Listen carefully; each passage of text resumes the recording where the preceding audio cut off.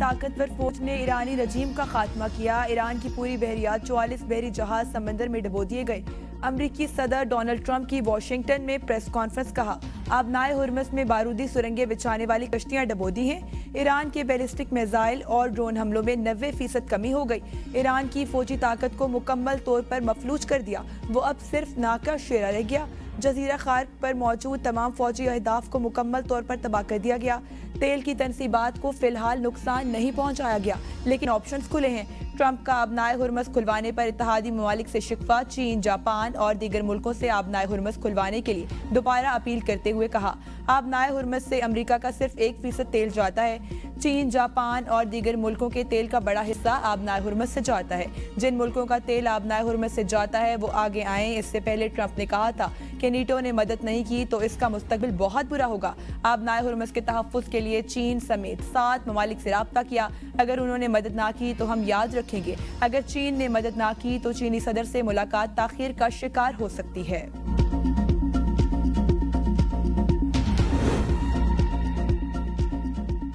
برطانیہ، France, Italy, Japan اور Australia کا ٹرمپ کی اپیل پر مدد سے انکار۔ بحری جہاز نہ بھیجنے کا اعلان۔ چین کا تمام فریقین سے فوجی کارروائیاں روکنے کا مطالبہ۔ برطانوی وزیر اعظم سر کیئر سٹارمر کہتے ہیں آبنائے ہرمز کھلوانا آسان نہیں، ایران کے خلاف جنگ کا حصہ نہیں بنیں گے۔ جنگ کی وجہ سے گیس اور تیل کی قیمتوں میں اضافہ ہوا۔ جنگ کے بعد ہمیں ایران کے ساتھ معاہدے کی ضرورت ہوگی۔ ترجمان فرانسیسی وزارت خارجہ کے مطابق فرانسیسی طیارہ بردار بحری بیڑا اب بھی مشرق بحیرہ روم میں موجود ہے۔ اپنا دفاع کرنے کی فرانس کی پوزیشن میں کوئی تبدیلی نہیں آئی، تاہم آبنائے ہرمز میں جنگی بحری جہاز نہیں بھیجیں گے۔ جرمن وزیر خارجہ نے کہا کہ آبنائے ہرمز میں نیٹو کا کوئی براہ راست کردار نظر نہیں آتا۔ جرمن حکام کا کہنا ہے کہ آبنائے ہرمز میں یورپی مشن بھیجنے سے کوئی فائدہ نہیں ہوگا۔ جاپانی وزیر دفاع نے پارلیمنٹ کو بتایا کہ ایران کی موجودہ صورتحال کے پیش نظر ہم میری ٹائم سیکیورٹی آپریشن شروع کرنے کا کوئی ارادہ نہیں رکھتے۔ آسٹریلیا کی وزیر ٹرانسپورٹ نے کہا کہ ان کا ملک آبنائے ہرمز میں اپنے بحری جنگی جہاز نہیں بھیجے گا۔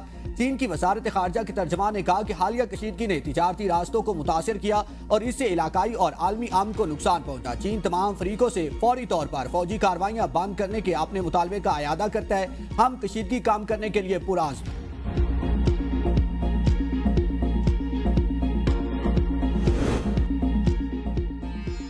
آبنائے ہرمز بندش سے عالمی منڈی میں تیل کی قیمتوں میں اضافہ جاری۔ برطانوی برینٹ کروڈ آئل کی قیمت $106 فی بیرل، جبکہ امریکی WTI $102 فی بیرل ہو گیا۔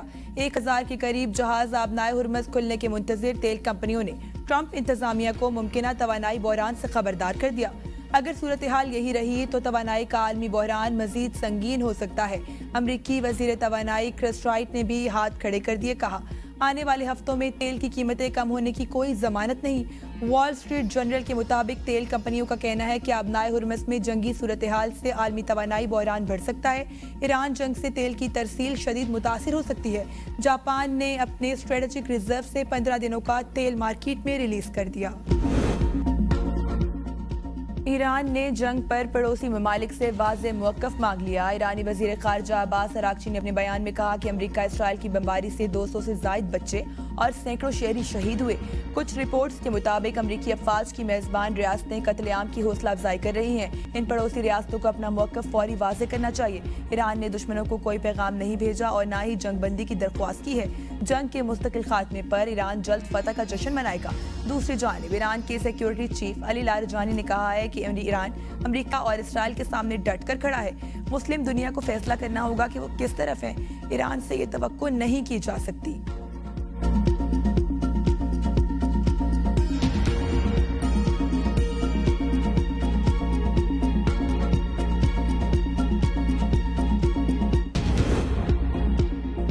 قطر سے LNG سپلائی مکمل معطل۔ پاکستان کو گیس بحران کا خدشہ، پیٹرولیم سپلائی بھی متاثر، ذخائر چند ہفتوں تک محدود۔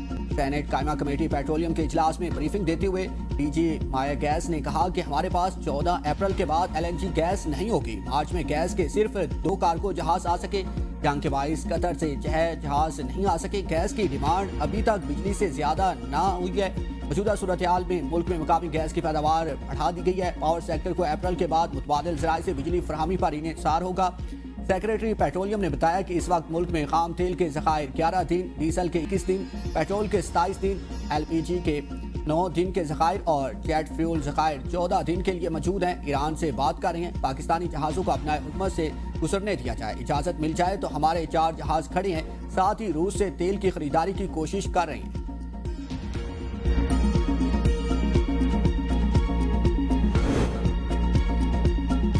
ملک میں ایندھن کی کمی کا کوئی خطرہ نہیں، وزیر خزانہ محمد اورنگزیب کہتے ہیں عوام کو پیٹرول ذخیرہ کرنے یا گھبرانے کی ضرورت نہیں، ذخیرہ اندوزی کرنے والوں کے خلاف سخت کارروائی ہوگی۔ وزیر خزانہ محمد اورنگزیب کی زیر صدارت petrol price and monitoring committee کے اجلاس میں علاقائی کشیدگی کے تناظر میں توانائی کی قیمتوں اور سپلائی کی صورتحال کا جائزہ لیا گیا۔ حکام نے بریفنگ دی کہ ملک میں پیٹرول اور ڈیزل کا ذخیرہ کافی ہے، مارچ کے لیے ایندھن کی ضرورت پوری طرح محفوظ ہے، ایندھن اپریل کے وسط تک دستیاب رہے گا۔ حکومت اپریل کے آخر تک مزید ایندھن کا انتظام کر رہی ہے، کسی ایک راستے یا ملک پر انحصار کم کرنے کی کوشش کی جا رہی ہے، مختلف ممالک سے تیل درآمد کرنے کی حکمت عملی پر کام جاری ہے۔ کمیٹی کی اوگرا اور صوبائی حکومتوں کو صورتحال پر نظر رکھنے کی ہدایت۔ حکومت عالمی کشیدگی کے پیش نظر ہر صورتحال سے نمٹنے کے لیے تیار، وزیر اعظم کی پیٹرولیم کمپنیز کو حکومت کے نرخوں پر تیل کی فروخت یقینی بنانے کی ہدایت۔ عوام کو ریلیف دینے کے لیے جائزہ اجلاس میں شہباز شریف نے کہا کہ بر وقت فیصلوں کی بدولت ملک میں پیٹرولیم مصنوعات کی مناسب مقدار موجود ہے، کفایت شعاری اور بچت کے اقدامات نافذ، مزید پر کام جاری ہے، معاشی استحکام اور عوام کو ریلیف حکومت کی اولین ترجیح ہے۔ وزیر اعظم کی بچت اقدامات پر عمل درآمد یقینی بنانے کے لیے تھرڈ پارٹی آڈٹ کی ہدایت۔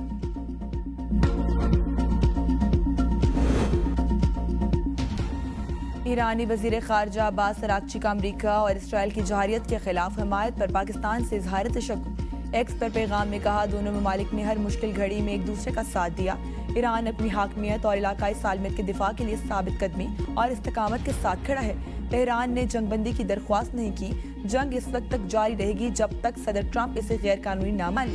امریکی اتحادیوں پر حملے جوابی کارروائی کے طور پر کیے، امریکی افواج خلیجی ممالک کی سرزمین سے ہم پر حملہ کر رہی ہیں، ہم صرف امریکی تنصیبات اور فوجی اڈوں کو نشانہ بنا رہے ہیں۔ آبنائے ہرمز سے گزرنے کے لیے کئی ممالک نے ہم سے رابطہ کیا ہے۔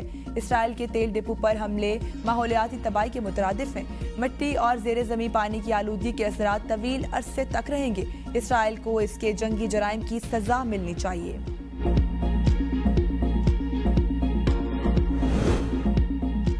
اماراتی صدر شیخ محمد بن زائد ال نہیان کا سعودی ولی عہد محمد بن سلمان سے ٹیلی فونک رابطہ، خطے کی صورتحال پر تبادلہ خیال، فوجی کشیدگی فوری روکنے کا مطالبہ۔ دونوں رہنماؤں نے ایرانی حملوں کو عرب ممالک کی خود مختاری اور بین الاقوامی قوانین کے خلاف ورزی قرار دیا، مسائل کے حل کے لیے سنجیدہ مکالمے اور سفارتی ذرائع کو ترجیح دینے پر زور۔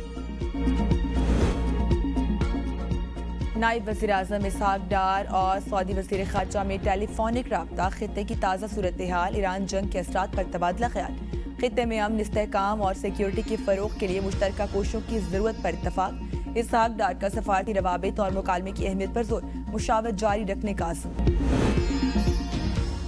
آپریشن غضب للحق کے تحت افغان طالبان اور فتنہ الخوارج کے خلاف فیصلہ کن جوابی کارروائیاں جاری، باجوڑ سیکٹر میں پاک افغان سرحد سے ملحقہ افغان طالبان کی پوسٹوں کو مکمل تباہ کر دیا گیا، پوسٹوں کو گائیڈڈ میزائل کے ذریعے نشانہ بنایا گیا۔ کرم سیکٹر میں پاک فوج نے افغان طالبان اور فتنہ الخوارج کے اہم ٹھکانوں کو نشانہ بنایا، متعدد پوسٹیں تباہ۔ ان کارروائیوں کے دوران متعدد خارجی جہنم واصل جبکہ باقی فرار ہو گئے۔ آپریشن غضب للحق اپنے اہداف کے حصول تک جاری رہے گا۔